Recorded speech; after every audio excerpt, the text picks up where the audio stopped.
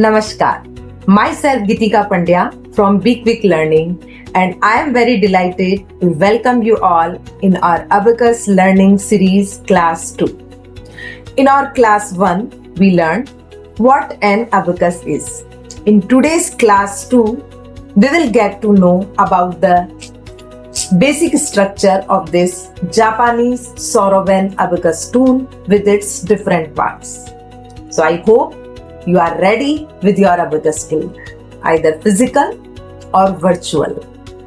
Virtual जिसका link मैंने अपनी लास्ट क्लास के डिस्क्रिप्शन में मेंशन किया था. You may download that in your mobile, tablet, laptop or anywhere to start your learning journey.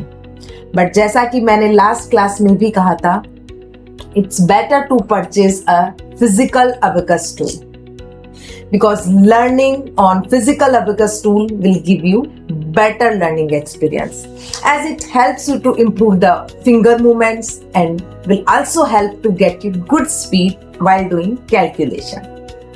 तो चलिए start करते हैं आज का class 2 with the understanding of different parts of this abacus tool.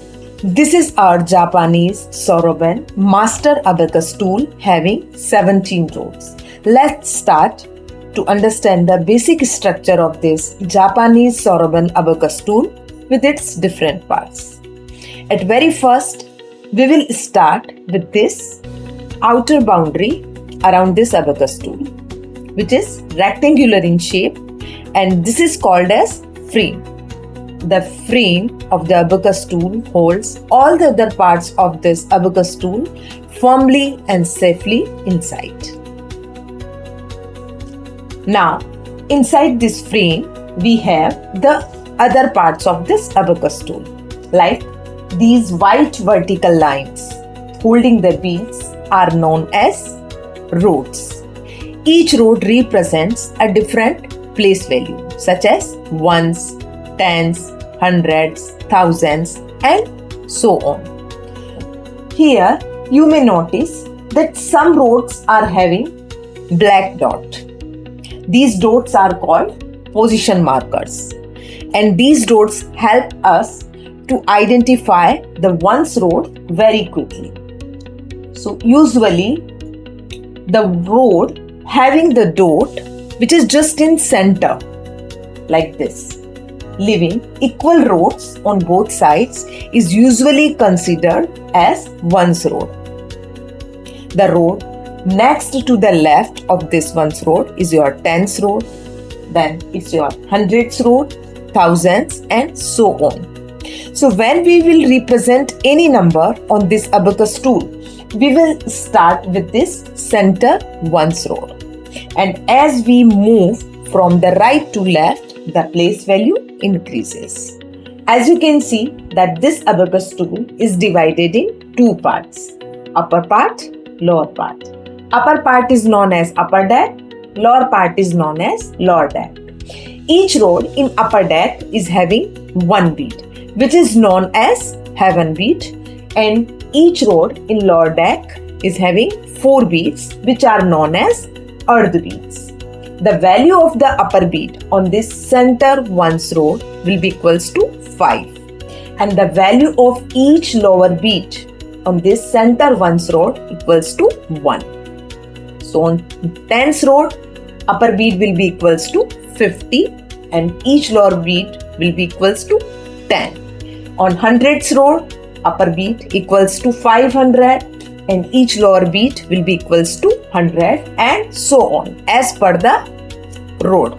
Now let's move to the one other very important part of this abacus tool, which is this horizontal bar, and which is dividing this tool in two parts. This horizontal bar is known as value bar. We may also call it reckoning bar. And why it's very important part of this abacus tool? Because the beads will be considered valued only when they will touch this value bar. As of now, you can see that no bead is touching this value bar.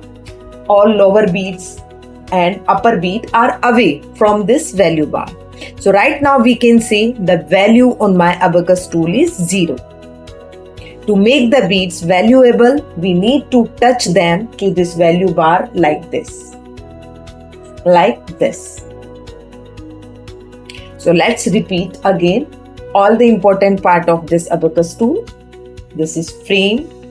These white vertical lines are known as rods, having multiple beads, one on upper side and four on lower side. Upper part is known as upper deck, lower part is known as lower deck, and this horizontal bar known as value bar. The same structure and the parts you can see on this student abacus tool also. Like this is the frame of this abacus tool, which is rectangular in shape. This is your value bar, which is dividing this tool in two parts. This is upper deck, lower deck, upper bead, which is known as heaven beads, all lower beads, which are known as earth beads, and the rod, which is having a dot in the center of this abacus tool, will work as your central one's rod. But the only difference is that on this master abacus tool, I can move the beads up and down even when it is in standing position. But you can't move the beads on this student abacus tool when it is in standing position. To work on that tool or to do calculation on this tool, you have to keep your tool in flat position like this. Then only you can move the beads.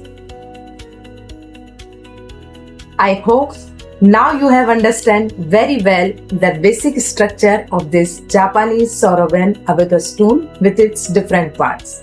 In our next class, we will learn how to represent numbers on abacus tool with correct finger movements.